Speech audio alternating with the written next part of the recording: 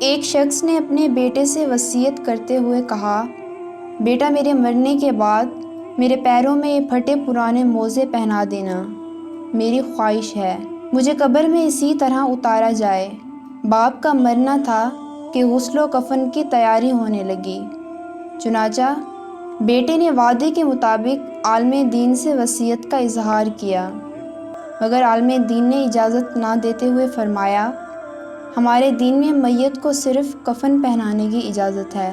مگر لڑکے نے کافی اصرار کیا، جس کی بنا پر علماء کرام شہر میں ایک جگہ جمع ہوئے تاکہ کوئی نتیجہ نکل سکے۔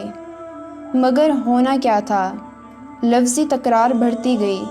اسی دوران ایک شخص اس مجلس میں آیا اور بیٹے کو باپ کا خط تھما دیا، جس میں باپ کی وصیت یوں لکھی تھی، میرے پیارے بیٹے، دیکھ رہے ہو کثیر مال و دولت، باغات، گاڑی، کارخانہ اور تمام آسائش ہونے کے باوجود اس بات کی بھی اجازت نہیں کہ میں ایک بوسیدہ موزہ اپنے ساتھ لے جا سکوں۔